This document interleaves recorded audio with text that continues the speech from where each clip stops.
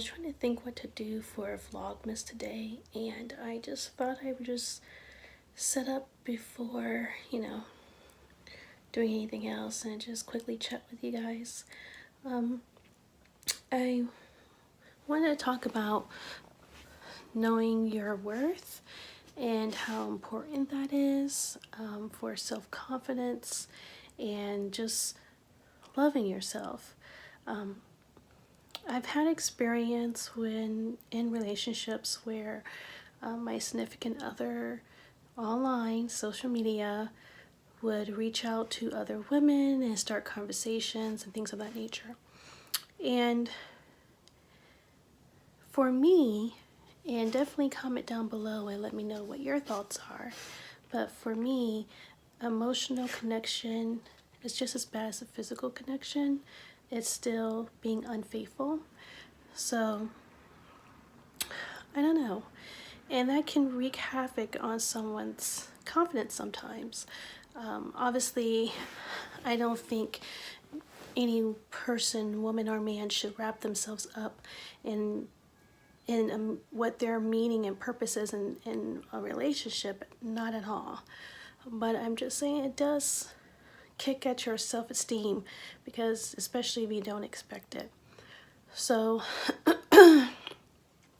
how I kind of work through things like that is, I don't know, as you get older, and when you're in your 20s and early 30s, obviously you probably react differently.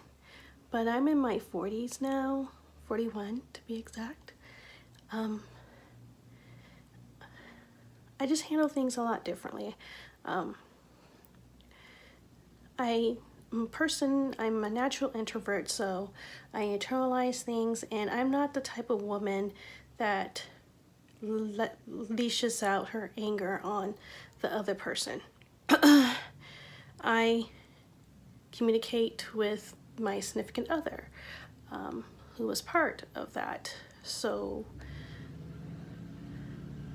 I don't know, I think that for me, depending on how long you were in that type of relationship, and this is totally personal, from one person to the next.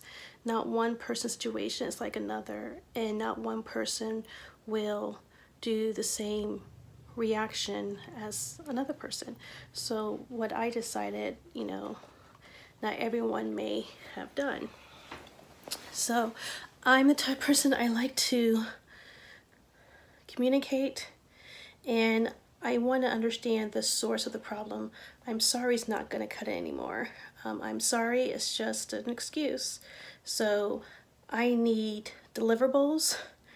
I honestly go about it like a business plan, like I'm at work. I kind of have to disassociate myself from emotions for a moment, so just that way I don't explode and say something that I regret later. Because for me, I hate making other people feel, I hate using words to hurt other people's feelings, regardless of what the circumstance is. I am not that type of person. So I go about something that's very emotional now. I can't say I did that in the past, because I didn't, but now, and yes, isn't that sad that this has happened to me literally in every freaking relationship I have ever been in? It's awesome. So, I mean, like I said, I try to step out of the emotional for a moment so I can have like a clear mind and be rational, especially if it's something that I want to save. So I basically just tell that person in that situation that I'm dealing with that, one, I'm sorry is not good enough. What's the source of the issue? What's the problem? Why are you looking outside of what you have? What's missing? Because there's accountability on both parts, and these are really hard conversations to have, because you're being extremely transparent and raw, and you have to be honest, especially going through a situation that is so dishonest, and to then turn around and open yourself up even further to put everything out on the table and accept accountability for something that you may not want to hear. But it's the same goes for the other person that transgressed. Obviously, there's a bigger issue than just I'm sorry. So sometimes you can't do it by yourself. Sometimes you need help in a mediator. So it's okay to go through family counseling, marriage counseling, whatever type of counseling you feel will need to help you facilitate those conversations. Because I honestly think the only way you can rebuild trust is by communicating and being open. And I'm not a type of person that I'm going to stalk your social media or go on your phone. I mean, this is my philosophy. If you do it again and you're an adult, you know what your actions are. If you do it, has nothing to do with me. That's your cross to bear, not mine.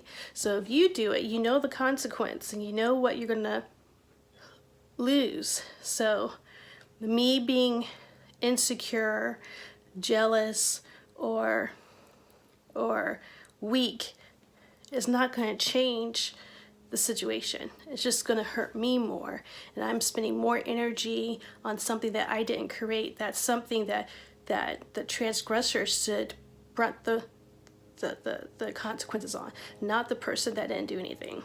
So I know this is like really weird conversations to have right before the holiday, but it was just something pressing on my heart that I wanted to kind of bring up. So, if you ever been in that type of situation where your significant other emotionally and or physically been unfaithful, just know that it's not the end of the world.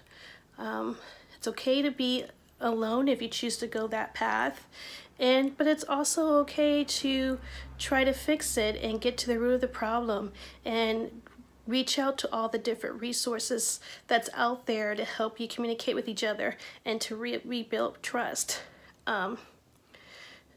To fight for a relationship and to use all the resources at hand is not failure. Is not showing weakness at all. So everybody has their own path and their own journey and their own decisions to make. And whatever way and path you want to go, it's up to you. It's your journey, no one else's. But I just wanted to talk to you guys and have a conversation and see what you guys think. And if you ever been in that situation, definitely just express your suggestions and help other women that may be at the crossroads and may need a little guidance from friends, But yeah, I just kind of want to get on camera and just talk real quick and ramble. So I hope you guys enjoyed. I'll see you tomorrow. Bye.